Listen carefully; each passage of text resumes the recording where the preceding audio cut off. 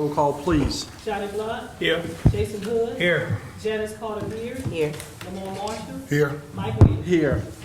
Item number 1, introduction of ordinance to approve a rezoning request by Ranjo Properties LLC to rezone tract A and B of Block 25 Barber Edition from IL to CH, located at 1000 and 1020 Southwest Road Avenue, in accordance with survey by W.M.J. Bowden Jr., dated June 2nd, 2014. Recommended approval by zoning commission. Josh Taylor.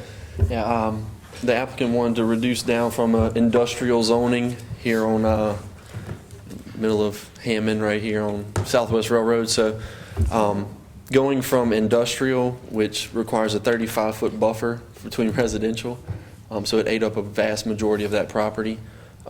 He's reducing down actually to more favorable zoning for that area in commercial.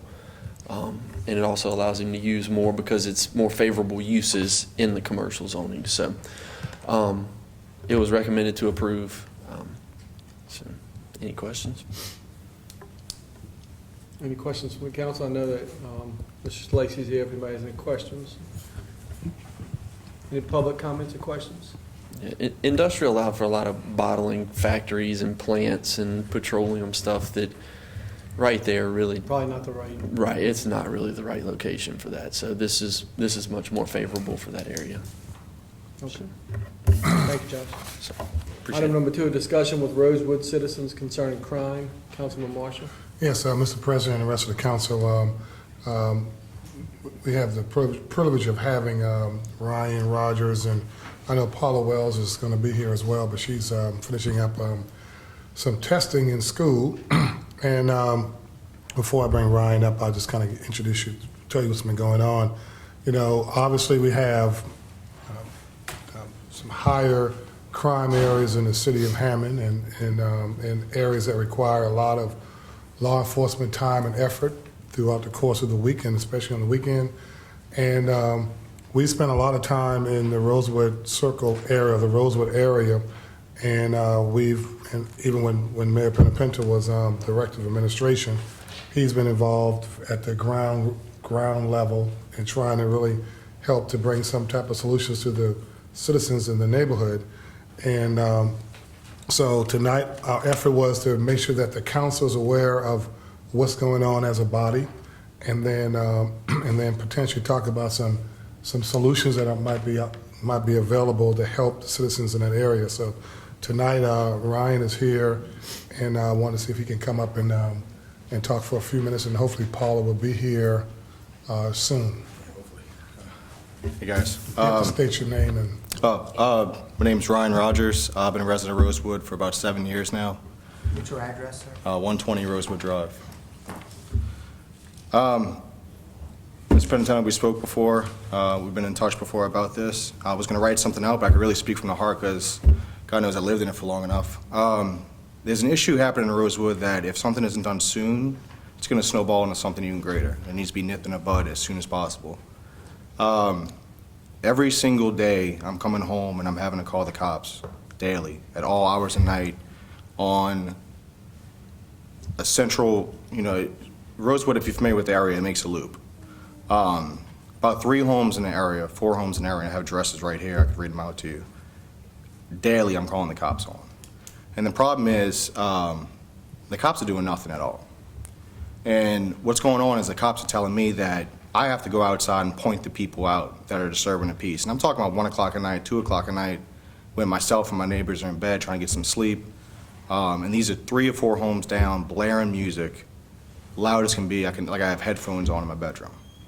I'm calling the cops and they're saying I have to go outside and point them out for anything to be done. It's disturbing the peace. It's an ordinance that needs to be enforced, and it's not. If I go outside and point them out, that leads to repercussions on my part. And they're going to target me.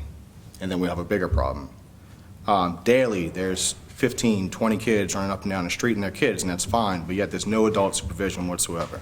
And these aren't 10-year-old kids. These are 3, 4-year-old kids. At the same time, there's no police supervision really at all in the area. They only come when I do call, and when they do, they never stop. They just drive through. They never get out the car for anything.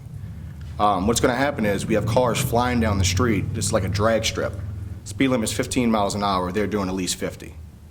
I mean, they're flying down the street. You're going to have a kid getting run over pretty soon.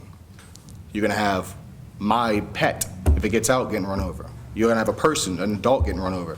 Nothing's being done. You have fights. I have video surveillance on my house. A couple of times I already sent it to Lamar Marshall about fights of 10, 15 people outside. I call the cops. By then, it's broken up. Nothing can be done. I'm getting threats from people down the street calling me white boy and that I'm going to get my ass beat from them. And these are all people that have Section 8 housing with landlords that do not take any accountability for the residents they put in their house. I bought my house 7 years ago, and it wasn't the best neighborhood. I knew it wasn't going to be the nicest neighborhood, but it also wasn't the worst. And slowly, it has gotten to where every single house is Section 8 or abandoned. Across the street, abandoned home. 2 houses down from that abandoned, across the street from that abandoned. Besides that, and myself, my 2 neighbors, everything is Section 8. Well, we have residents that are living in there that probably don't even have the voucher that's being sold to them, and landlords that aren't taking any accountability for their residents' actions. And what I'm thinking is there has to be something wrong with that. If you have government funds for housing, you need to have guidelines to stay by. I mean, you have rules to follow. If you break the rules, which I imagine are laws, you have to have some kind of consequence. I mean, if you don't have a consequence, what's going to stop them from anything else? I mean, Mr. Peniteno, if it happened right near Holy Ghost, you wouldn't allow it to happen. I've stopped fighting in your neighborhood myself. You do have a problem. We've been out there. When police go out there, it stops. They do what you said. They'll do drive-bys. We have to make accountability to the landlords. I mean, we're gonna have to do something. You're not the only one in the neighborhood who got the problem. You got the same problems. The same problems he got. Sir, if you, we'll give you a turn, just 1 second, if you don't mind.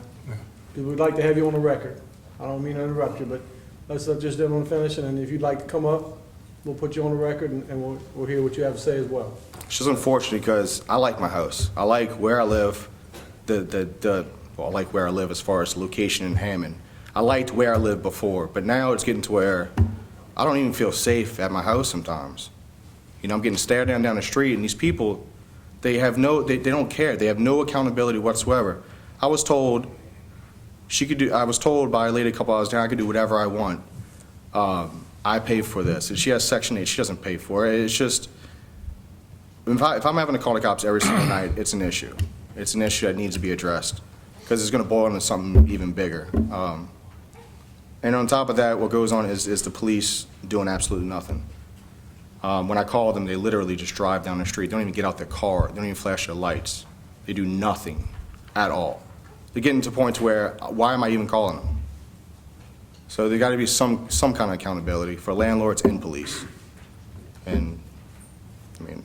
So let me just, unless you have a question, Mr. President, or anybody, you know, just to kind of go along with what we've been talking about. And I think that at some point, law enforcement, like anybody else, gets accustomed to having to go through the neighborhood over and over and over again. And I could tell you in the height of the summer, it gets worse. And we've actually provided videotape from Ryan to the chief, and he was amazed at what you saw. I mean, there were times when all of a sudden a car would pull up, a white van, and 15 or 20 people would get out the van. Then there's a huge fight, and then you can see the cops coming in a few minutes, and then everyone just scattering, you know, and just moving all around. And this is happening over and over again. And so, you know, what we've been talking about, and this was actually under the former mayor's administration, he actually felt like it was an idea that we needed to pursue. We just haven't had a chance to get to it yet, so now we're moving in that direction, is how do we now bring the landlords to the table? Because, you know, and I have no problems with the housing choice voucher program, where as we refer to the old terminology is Section 8, now it's called housing choice vouchers, where the goal is that residents get a chance to move within neighborhoods and live within neighborhoods. You can have a Section 8 house, for lack of a better word, in any neighborhood, because it's all relative to where that person finds a suitable place to live, and I'm okay with that.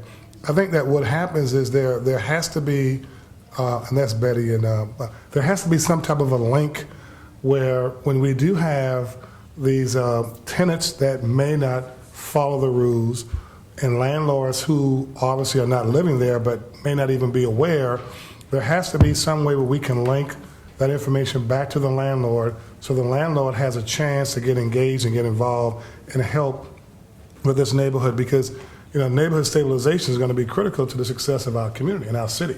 And if we have neighborhoods that are falling apart, and in some cases the landlord may not even know, because there's no way to share information, share data, or for landlords to even know that law enforcement has been at their property 1, 2, 3, or 4 times in a weekend.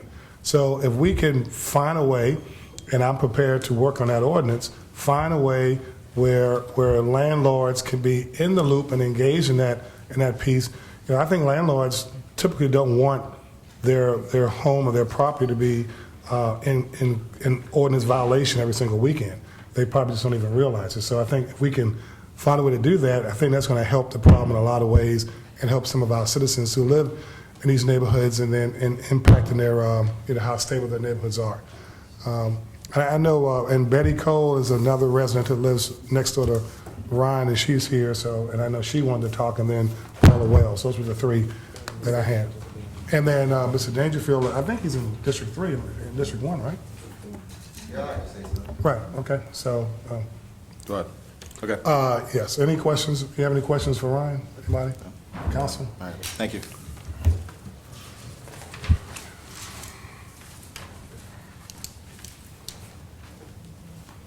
Good afternoon. My name is Ronald Dangerfield. I live at 314 Wilbur Dangerfield Drive. Some of the same issues that this gentleman just brought up, same thing is going on in my neighborhood. They flying down the road. They got 50 chaps in the neighborhood. Drug dealers. I have a Section 8 home. I would not rent to you if you're a troublemaker. If you have any notion of noise in my backyard, I'm gonna evict you. These tenants, these landlords, they get these homes, man, all they looking for is the check in the mail. They ain't concerned about this man in his house he done bought. I'm on the phone with the police daily. Our neighborhood is falling down, and we seem like we ain't getting no help from the police. This lady right here asked me, well, why do you keep on coming up here? And I told her I'm gonna keep coming until I can't come no more. Because we wanna have safe neighborhoods. We wanna have the pursuit of happiness. Well, We want these things, my man.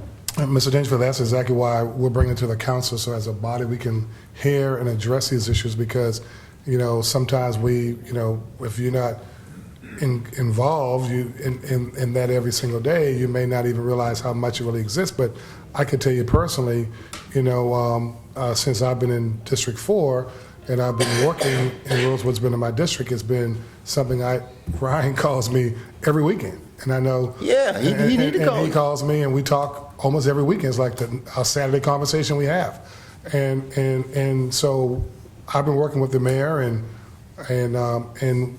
administration, and we're going to try to bring in some solution. But tonight, the effort, and I'm glad you're here, because what we're trying to do is introduce the conversation to the council as a body, and then decide how do we really help with the problem that we have, because neighborhood stabilization is going to be very important as our community continues to grow. And we need to have, you take a neighborhood like Rosewood that was probably 10, almost 15 years ago, was probably 100% or 95% home ownership. Now you're probably talking about a neighborhood that's 5% home ownership. And when you have a neighborhood that has 5% home ownership, we know that neighbor's going to struggle. And so we have to find ways to make sure our neighborhoods maintain the stability so that homeowners want to buy in those neighborhoods. Otherwise, we're just creating a cancer for ourselves and our community. Yeah, well, the people in the neighborhoods need to speak up. They need to speak up, they need to grow some backbone, they need to stop being yellow and say what's going on in the neighborhoods, because everybody know what's happening in the neighborhoods. And they not saying nothing about it. Well, they might be scared. What, they threaten this man right here? I was threatened this morning. I went outside one night and looked on the front porch. They had 60, 70 people out there. They got a gang fight going on. And I said, cell phones. Oh, we going on the cell phones. That's how we get it right there. The dope dealers using the cell phones. Man, we need to get a handle on this problem, or this problem is going to blow up just like this gentleman said. We got to be at the ballot box and vote to get what we need.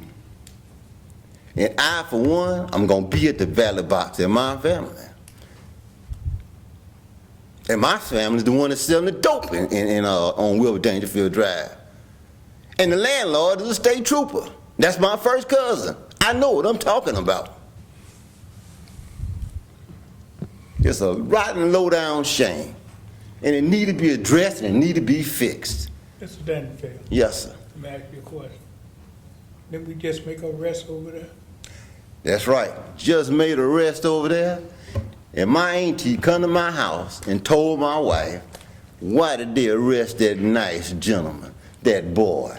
She said her blood pressure went up because she was looking for the mayor. She wanted him out of jail. The next day, the same evening when I got home, he was out of jail. Joe was. And we working on speed bumps over there? You're working on speed bumps over there. God knows they need them over there. To sit on the porch and watch them kids, and they be flying down the street. But don't nobody speak up and say something about it? Well, how y'all gonna know about it? So I, for one, I'm gonna speak up and say something about it. I thank you for your time. Thank you, Mr. Dangerfield. Just for the record, Mr. President, I wasn't, we hadn't invited Ryan, so that was extra, just for your information. I think We've been talking for a while. No, I just want to make sure that, that. You have people that are possibly selling drugs. We can't bust in their door because unfortunately they have rights. We know, or so we think we know, when they're doing it, if they're cooking it or what they're doing, and we can go over there, but we can't go in the house. We can't do anything about that legally. We know that they're threatening the people. Unless they come out and they talk against them and point them out, which could get them hurt, that tends to not happen. So we have a major issue. Lamar's getting called, I'm getting called, we're dealing with it, but we're not getting anything done. And it's pretty frustrating when, as Mr. Dangerfield said, they're coming out of jail the day after. And I can promise you, I didn't let the man out of jail. So we have an issue. We have an overcrowding in the jails. And if these people are deemed not a threat to society, they coming right back out in the street, prostituting on their back and front porches in Rosewood, constantly fighting. And when we fly in there, running and dispersing, it's a major problem, and we need to do something about it.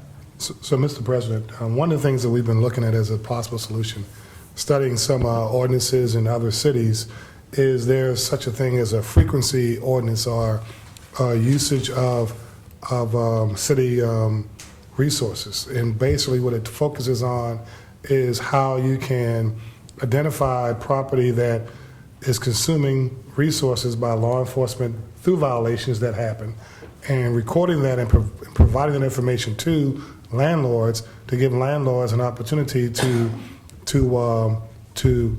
correct the behavior at their property.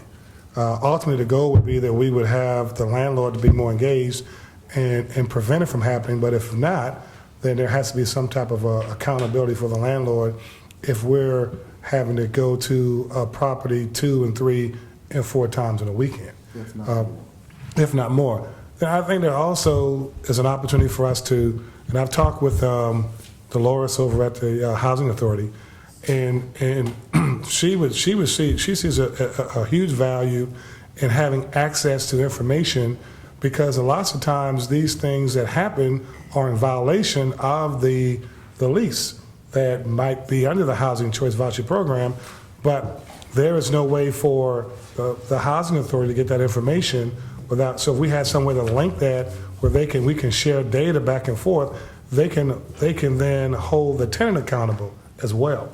So there are some real solutions that would make it less, desirable for a tenant or a landlord to ignore the problems that exist today.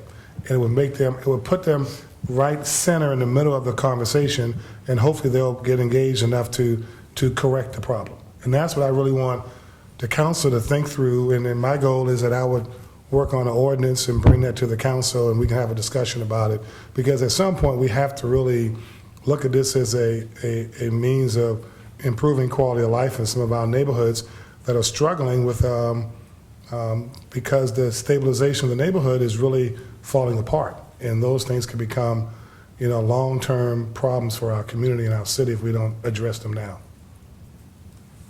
Well, frequency ordinance, I'm certainly interested in hearing, and I see Andre shaking his head, yes, so I think that type of ordinance can be used for several different, not just crime, but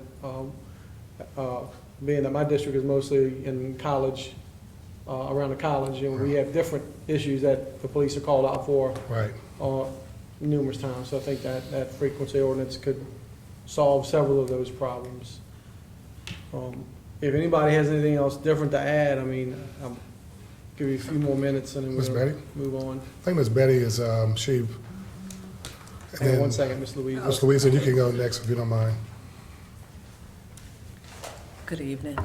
All right, my name is Betty Cole, and with Ryan, we live in Rosewood, and I know everybody know our numbers back and forth, but that speed bump sound good.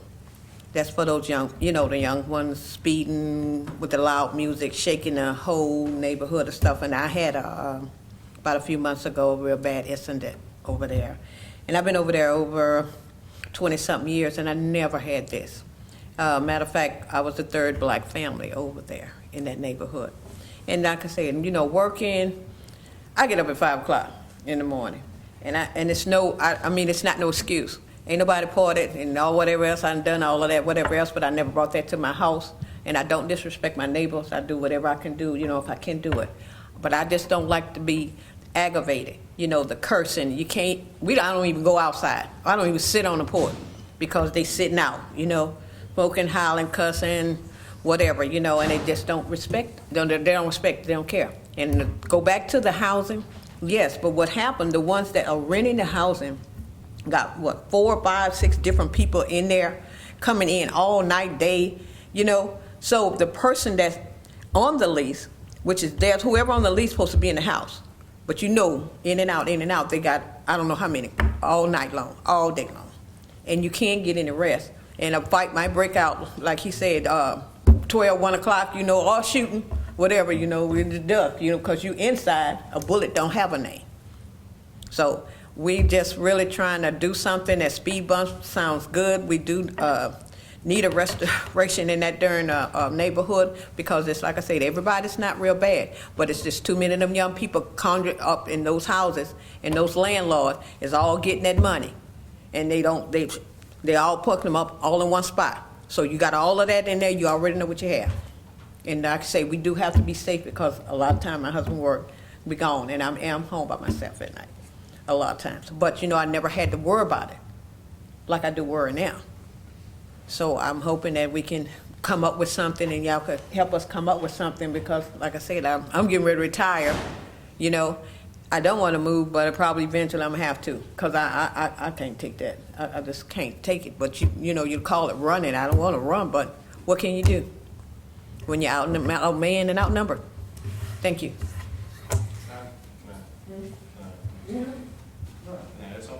You have to talk to the president. Yeah, let's let Ms. Louise go in, and then we'll close with you, Ryan. I'll be brief, but you all know our history over in Iowa and what we've done over there. And one of the things that has made the positive change is the fact that we've gotten rid of blighted properties thanks to your action. and we have an association that's very close. But just last week, I called the police. Someone had taken a backpack, filled it with rocks, kicked in my front door, went upstairs, and used all the rocks to break out all the windows in my house. I guess what I'd like to say is that within minutes of the time I call the police, they're there. They are heartbroken when they see the damages done. They're working very, they said, what else can we do? And they're wonderful. I thank them publicly and otherwise, and they have helped us bring our neighborhood up. My heart breaks for these neighborhoods, like Mr. Dangerfield's and the Rosewood neighborhood. And we have touch and go over in Mike's in my neighborhood. It's up and down, but we stay on it. And I have to say kudos to our police department. I love those young men. They are right there. And within never 5 minutes from the time I call. Just wanted to add that because sometimes it sounds as if the police, we feel the police aren't doing anything. They are, but like Mr. Panapento said, there is a limit as to what they can do. Right. I had a drug dealer for 10 years in one house, and the police were trying, I was trying, and I got so tired of seeing 12-year-olds stagger down the street from their visits to this house. But it can be done. We can do it, and the police are helping us. And I think you also have the benefit of which I always like what you guys did in the Iowa district, having the overlay. The overlay district in your neighborhood has given you a lot of authority to kind of put another set of accountability in your neighborhood. Yes. Which really benefits the Iowa district. But I think your neighborhood, the neighborhoods that we're referring to, when you look in those neighborhoods that we're referring to, there is no overlay district in any of those neighborhoods. One of the things, Lamar, that we were looking into when I was on the zoning board a few years ago is an ordinance similar to what you're talking about that deals with rentals. And one of the focusing issues is maybe not that the owners have to themselves live in Hammond. It's these absentee owners that are usually the problem. Right. They don't care about a community. They are taking from it. But Waco, Texas is one. You must have a local administrator of your property. And you must have in apartment complexes like the Smith, Rich Smith, they have an on-site residence in those large areas. And when someone locally cares and is helping to focus, that makes a difference. It does. Atlanta is another one that has a good ordinance. Thank you. Sorry, I didn't. Thank you. That's okay. Ryan, you want to close us out?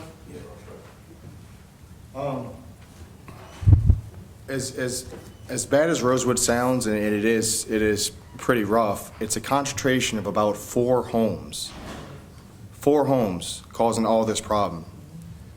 By the way, the speed bumps sound incredible. I would love to see someone flying down the street, hitting the speed bump and destroying their car. That would be fantastic.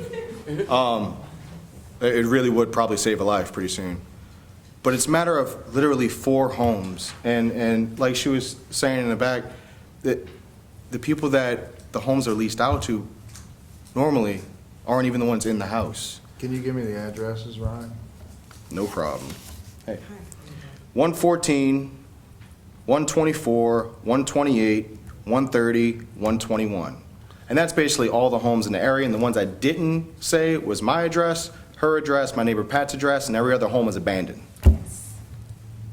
So basically every single other home on that corner besides our 3 And we're not just saying that 'cause we want them out. We just want some peace, man. Yes. It Maybe we is. can get some type of assistance back there, something.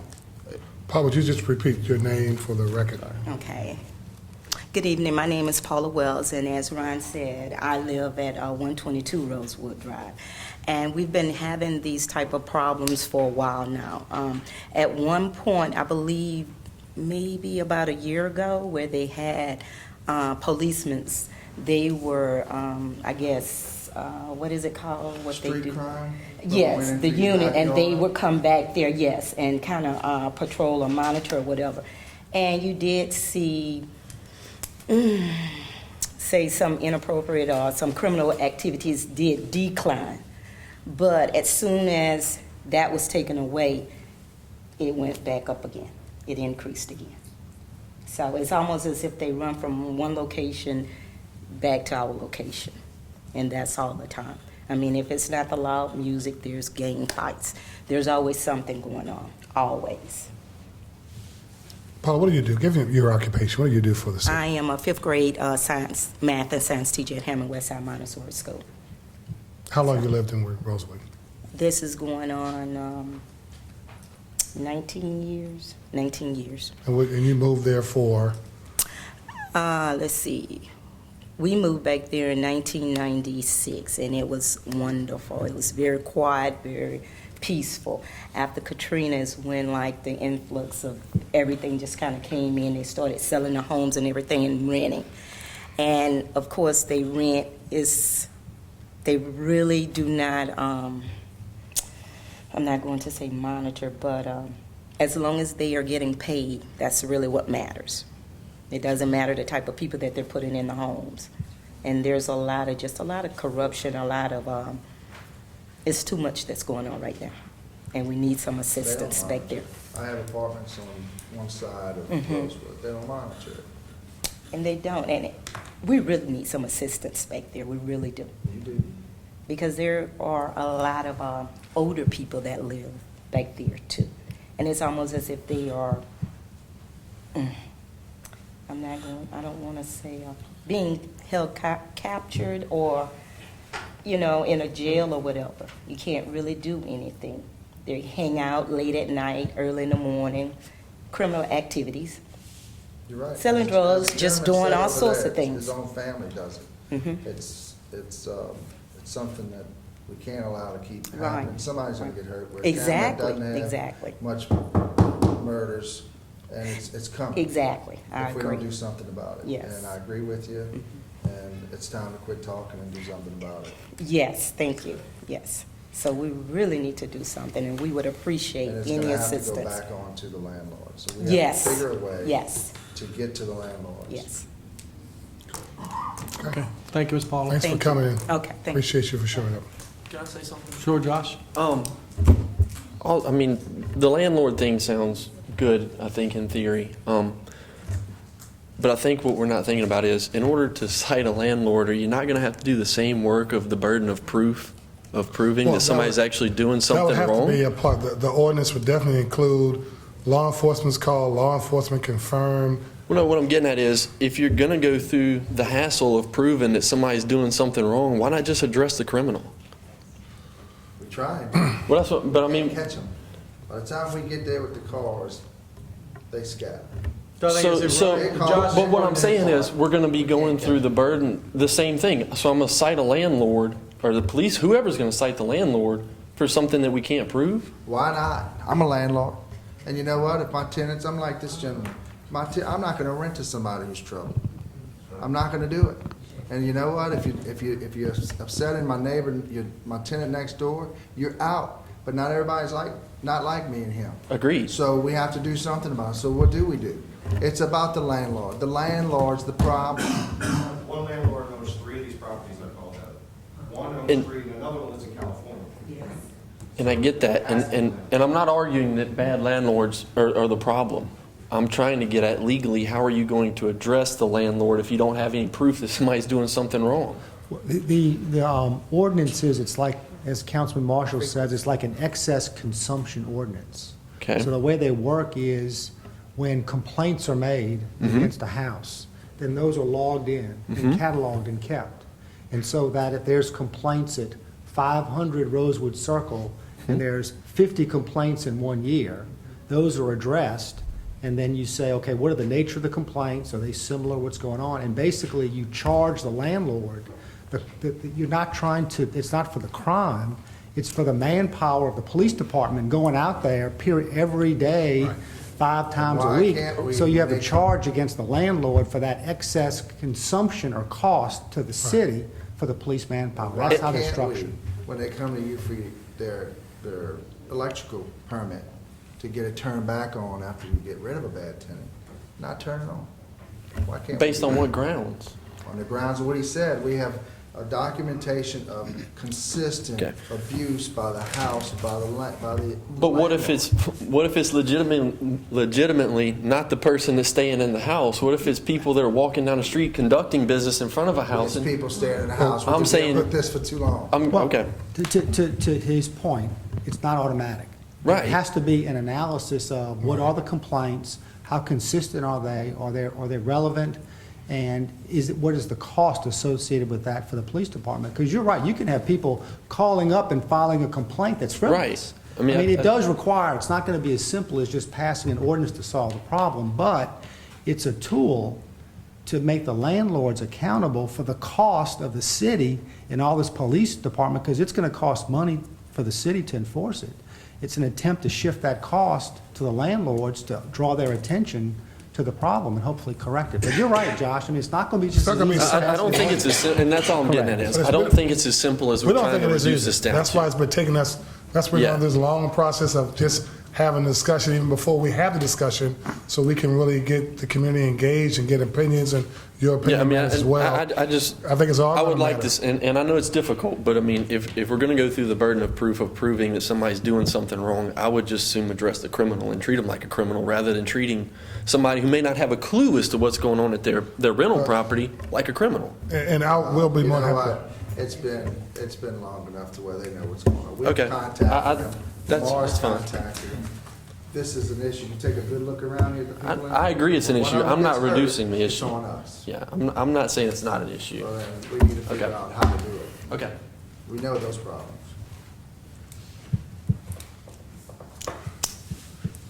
So, Mr. President, just to kind of, we'll work on that, and then if you, I mean, I'm more than willing to share that time with anybody else who feels they want to be a part of that process, and I don't know if Councilman Plant or Councilman Hood or yourself or Councilman Beard wants to participate in that, but I mean, I'll be more than happy to do that as a group, so we can make sure we cover all factors and make sure that we don't just rush it, but really create a good comprehensive ordinance that can work.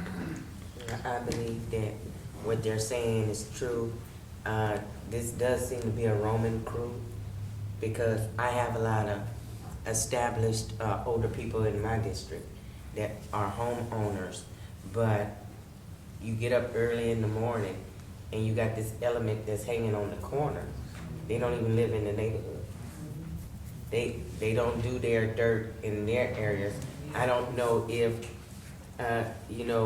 it's better to be out in the open in my district or what it is. I had the same problem you had when I first moved to where I am. I removed the element from that corner. I never called the police. I let them know that when I called the police, I was calling the police to bring the body bag. So I live alone except for my dog, and I told him what the dog didn't finish, I would. So, but I removed it from in front of my house. I ain't saying I stopped it. It's like that ant pile that moves. Yeah. You pour some poison here, and a couple minutes later you see it over there. But you're right. It is. We have the same problem. Roaming and coming through the neighborhoods, swerving all in the road and holding up traffic until they finish. But like you say, the neighbors got to speak out, because when only one person is speaking, then they try to intimidate that person and threaten that person. I told them, hey, I'm ready to bring it. And I let them see what I was working with, and they moved on. Are they still swerving on Sundays? No, I haven't seen them swerving. So we 'Cause- just moved them somewhere else. More than likely, They came on where my side. they roam from neighborhood to neighborhood, and like you say, they scatter like roaches. And a couple Sundays ago, I was coming out of church, and there was a big fight, and in the middle of the street, and I said, I'm hollering, y'all need to stop, and nobody's listening. When I snatched out my cell phone and said, I'm calling the police, and like the roaches do when you turn the lights on, they scatter. But the bad part about it is they taking them cell phones out and they posting it on Facebook. So if you want to see who's doing the fighting, all you have to do is go to YouTube or to Facebook. You could click on them. You get their faces. You can see where they fighting at, and you can check. You can look and see the neighborhoods they fighting in. And if you can get somebody to identify them, you got them on tape because they so stupid. They take themselves and post it on the internet. So we're talking about, that's. I think, I did get a text from someone that works for the sheriff's department, hasn't been in the audience, who said it's kind of similar to burglar alarm, first false. Right. So, Right. I also Right. want to say that I've been a victim of crime both at my residence recently and in my business. I know you've been a victim. I know that Councilman Hood has been a victim of crime. So this is a systemic problem that's not, it is worse in Rosewood. I'm not trying to make light of that in your district, Mr. Dangerfield, but it is spreading. Y'all make a point that it's spreading. It's all over the city. I have in my council district, Whitmore Acres has pretty serious problems as well. So it's going to be a challenge. We'll work on it, Mr. President. Thank you for the time, too. All right, we'll move on to our regular scheduled meeting. A roll call, please. Johnny Blunt, Here. Jason Hood. Here. Janice Carter Beard. Here. Lamar Marshall. Here. Mike Williams. Here. Pastor Bell, would you lead us in prayer, please?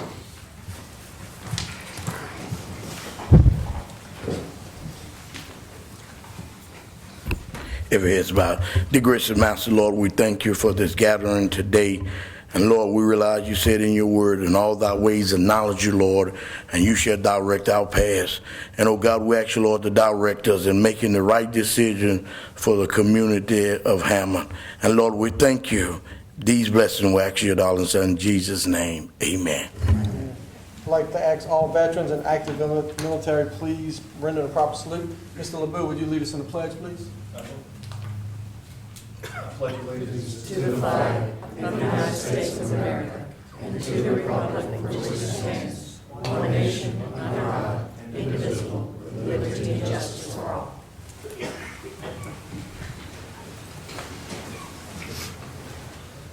Do we have any council reports? Mayor? Sales tax is up. We're at 630,000 above our budget, so we're doing good, looking good for this year. We're working on budgets. We'll be contacting, I think we have 2 more council members that we will talk to about some work in your districts. And we'll keep working on this till we can get it finalized. The MAG, hopefully, was supposed to be done last Friday. Now, this Thursday is what they're telling us, and we can finalize the budget once we get the MAG in. Are there any new businesses in the audience that like to be recognized? All right. Approval of minutes for the meeting for April 21st. Motion to approve. Second. Roll call, please. Johnny Blunt, He's in the restroom. Yes. Jason Hood. Aye. Janice Carter Beard. Aye. Lamar Marshall. Aye. Mike Williams. Aye. Resolutions, new business. Number 1, resolution authorizes the Hammond VFW Post 3652 to sell beer on May 7, 2015, and the Harley-Davidson parking lot located at 1530 Southwest Railroad Avenue is a fundraiser for the Post. Justin Massey. How's everybody doing today? Good, how are you? Justin Massey, 1530 Southwest Railroad Avenue. Last month we did one for the Post, and it was a huge success. A lot of people came out, raised some good amount of funds. I don't know the exact number, but they said it was better than pancake breakfast. So had a good turnout and raised some money for the Post. So we want to try it again and see if we can continue the success. Motion to approve. Second.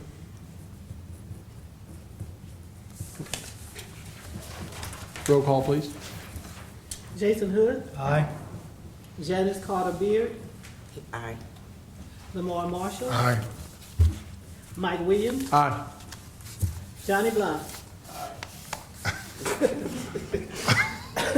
Thank you, Justin. Good luck. Microphone. Number 2, a resolution authorizing the mayor to enter into a memorandum of understanding with the Louisiana Department of Wildlife and Fisheries to participate in the Get Out and Fish program and to pay for the stocking of Zimmery Pond 2 times with catfish. Lacey Landrum. We are fortunate to have been approached by the state for a brand-new fishing program that they're having. We were the first ones that they asked out of the whole state. So not only that, but we'll do it out at Zimmery. Wildlife and Fisheries brings all of their staff, helps us publicize the day. Their staff is then responsible at the fishing rodeo and other events for teaching people how to cast, how to catch fish, how to reel them in, how to clean them, and how to cook them. So it's a wonderful, wonderful new program they're doing. In addition to that, they have already secured 2 donations of rainbow trout to come to Zimmery Pond. So over the next year, what this agreement says is that they'll bring 2 donations of rainbow trout and help us organize the fishing events. We commit to stocking Zimmery Pond with 2 stockings of channel catfish. Those generally run about $2,400 for each stocking, so we're looking at about a $5,000 commitment. We have plenty of money outlined in the park improvements budget and in just the recreation department, so we'll use those funds accordingly. So that will actually happen next year? Yes, the first fishing rodeo for the rainbow trout, they're looking at potentially doing in October. So as soon as October, we could have a full-fledged, they even have like a mascot that comes out. They bring fishing equipment with them. I mean, they've done it in one other place and it went well, and so they're trying to expand it. And they came to us after we had done all the renovations out at Zimmery. October of this year. Correct. Is it children focused or is it going to be? It's across the board. Okay. Yep, anybody is welcome to come and participate. Good. And the purpose of the fishing rodeos after they stock with something like rainbow trout is to draw in, it's an unusual fish to be doing down here, and so it's to draw in people, and it's to literally try to fish it out all during that main event. Fish it out. Fish it out. Any questions or comments from the council? From the public? Motion to approve? Roll call, please. Johnny Blunt, Aye. Jason Hood, Aye. Janice Carter Beard, Aye. Lamar Marshall, Aye. Mike Williams. Aye. Thank you. Number 3, a resolution authorizing the mayor to enter into an agreement with the Louisiana Department of Transportation and Development to convert the airport's AWS-3 system to a split system, state project number H.011807, and agreeing to match these grant funds with $2,788. David LeBeau. Good evening, everyone. Airport Director Dave LeBeau. It's pretty straightforward. The addition of the tower to the airport has highlighted some other things that need to be updated on the airfield. Our weather monitoring system is one of the older systems, and this will bring it into the modern era. It essentially allows the controllers in the tower to use a toggle switch to switch between our regular weather monitoring system and our advisory system that's on duty when the tower is not in operation. Currently, they have to go in and fool with the software of the AWAS system itself to get that stuff to set up right and to go back and forth. Obviously, the FAA and the state authorities don't care for that because it potentially could cause a problem and cause the system to go down. So this will fix that. As is often the case, state is willing to help us out with half the cost. We're looking at about a $5,500 cost, and we'll just have to pay the other half. Any questions for David?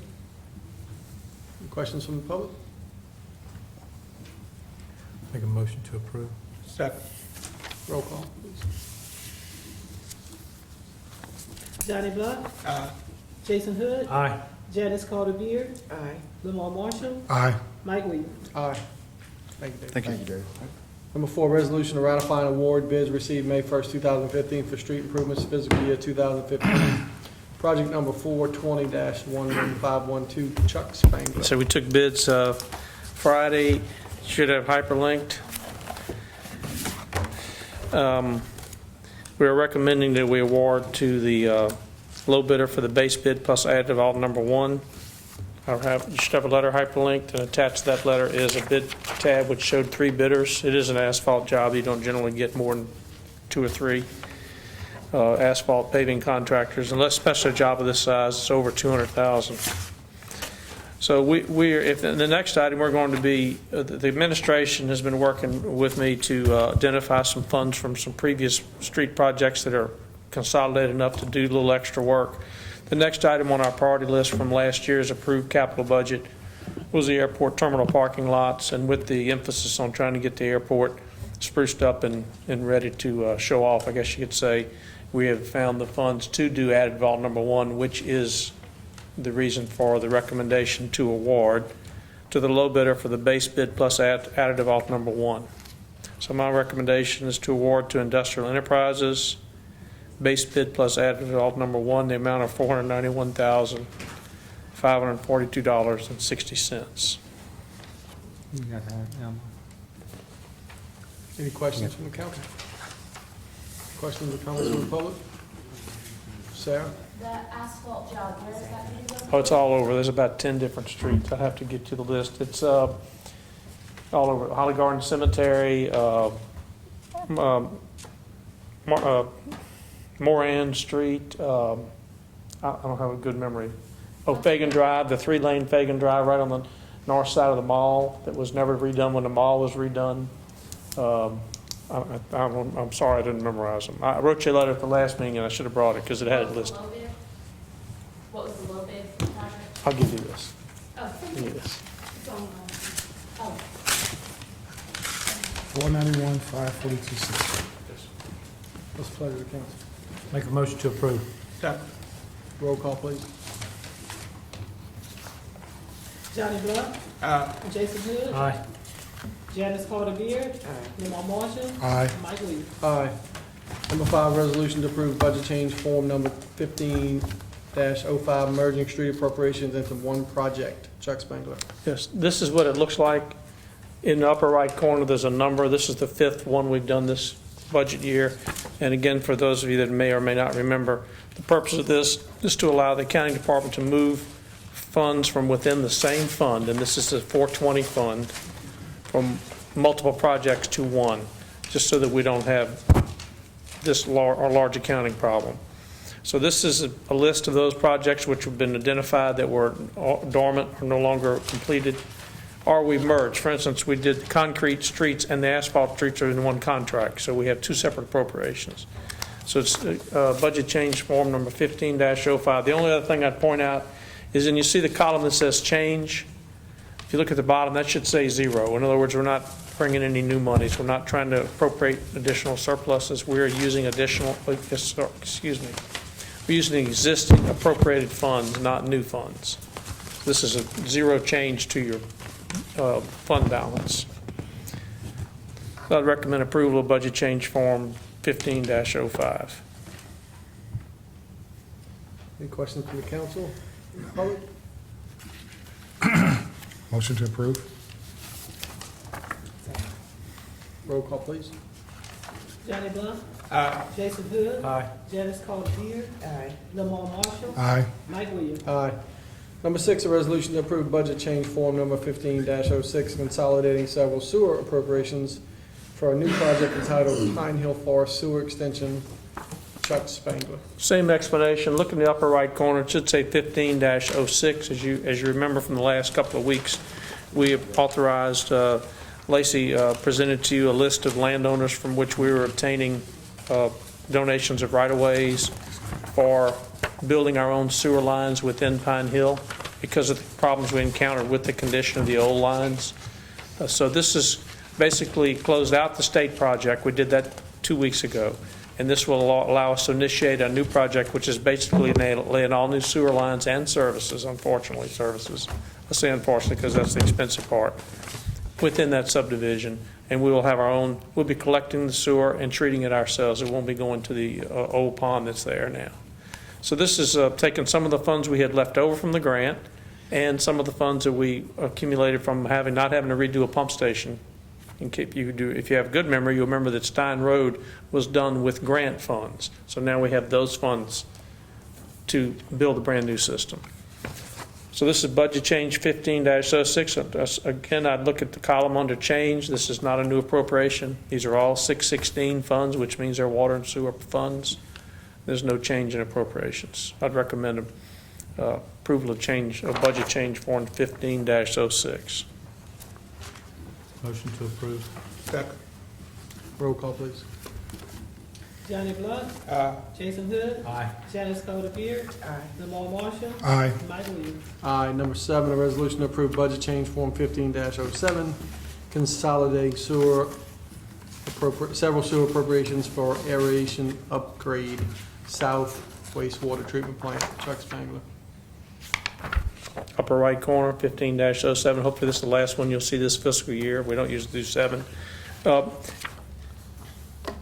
Because of the odor and the ammonia, 2 different issues, we have decided, that is the mayor and Dr. Toon, Vernon Banks, the operator, Guy Palermo, and myself have jointly agreed that the best method is to get a new aeration system. Just pretty much brand new. It has extremely good track record on odor and ammonia. I can't guarantee it'll be that good here. I certainly expect it to be as good as we've had. We've been and visited 2 other systems. They have outstanding results, and I guess time will tell. We had appropriated some money to rehab that system, but rather than spend $80,000 on a system which is really not curing our ammonia or odor problems, we're putting in a few extra dollars, and that's what this is all about. 15-07 consolidates those funds and allows us to put in a brand new system at the South plant. So it's 15-07. Again, it's a 616 project, and it's a no net change in your fund balance. And in a minute, we'll talk about the awarding of those quotes, the next item, I think. Recommend approval of budget change 15-07. Motion to approve. Second. Roll call, please. Johnny Blunt. Jason Hood. Aye. Janice Carter Beard. Lamar Marshall. Aye. Mike Williams. Aye. Number 8, a resolution to approve bid quotations received for A, Southwater wastewater treatment aerators, and B, aeration upgrade electrical work. And I think we do have a hyper. Yeah, hyperlinked, and the second page is probably the one you need to look at. That's the actual list of the quotes. It's a legal sheet. I'll give you one, Sarah, by the way. This is not a public works project because it is a retrofit of an existing facility. We're not building anything new, but we still did the 3 quotes. They were sealed quotes, and we got 3 low bids. The low bid on the aerators were Reliant Water Technologies, which is a Lagoon Master stainless steel water moving aerator, which we really want. We really like. That's exactly what Mandeville has and exactly what Collins, Mississippi has, and that's the ones we really liked. Their low bid was $146,430, as you can see. The electrical work, we had toyed with the city doing the electrical work, but it was really, after talking with Guy and the mayor and some of the people in the electrical system, it's a big job. It's a lot of 480 volt, big wire, rewiring, new motor control centers, new cabinets. It's kind of like we'll tie them up for 6 months and they wouldn't get anything else done. So we decided to take and solicit quotes from qualified electrical contractors. Luckily, the one that's doing this project right here did the original wiring in 2005, so they know where everything is, probably why their price was least. Buffalo Electric, Royce Spony. So I would recommend awarding as recommended in the letter to Reliant in the amount of $146,430, and for the electrical work to Buffalo Electric in the amount of $57,800. Any questions or comments, council or public? Pleasure, council. Motion to approve. Second. Roll call, please. Johnny Blunt. Jason Hood. Aye. Janice Carter Beard. Lamar Marshall. Aye. Mike Williams. Aye. Thank you. Number 9, thank you, Chuck. A resolution to approve El Paso Mexican Grill located at 1603 North Morrison Boulevard to obtain a permit to sell high-low alcohol. The owner is Banshee LLC. Ms. Jenny Wilson. Good afternoon. Hello, Ms. Jenny. I'm coming to you this afternoon to ask for alcohol approval for a new ownership of an existing restaurant. If you're not familiar with the location, previous was the old Pizza Inn years ago. And then it was a Mexican restaurant just recently, and it's new ownership that's taking over. And they are asking for high-low to sell with, in conjunction with their food. They have applied for and met all the requirements of the application, and they have also gotten all of their inspections approved. So I am asking tonight for approval for the alcohol for their new restaurant. We do have the owner here, Mrs. Mendoza. I'm going to ask her to come up. She has someone with her. She is a little English challenged, so she has her own interpreter with her. So if you have any questions for her, she might need a little help, but she has her friend, okay? How you doing? Good. Can you state your name and address for the record, please? The address? Yes, and your name. We know 1603 North Morrison. Okay, it's El Paso Mexican Grill, located at 1603 North Morrison Boulevard. Yes, ma'am, give us your name, though. My name, Yes. Maria Flores. Thank you. We ask anyone that is coming before the council to request an alcohol permit to come so we can put them on record and make sure they understand the Okay. laws concerning Yes. sales to minors. Okay. Do you understand We that? understand not to sell to minors. Okay, and the laws on ID checking and the police will conduct Yes, we undercover. understand. Okay, just want to make sure. Yes. Okay, thank you. What's the pleasure of the council? Make a motion to approve. Second. Roll call, please. Johnny Blunt. Jason Hood. Aye. Janice Carter Beard. Aye. Lamar Marshall. Aye. Mike Williams. Aye. Thank you. Good luck. Andre, would it be appropriate? Yeah, we need, I'm sorry, go ahead.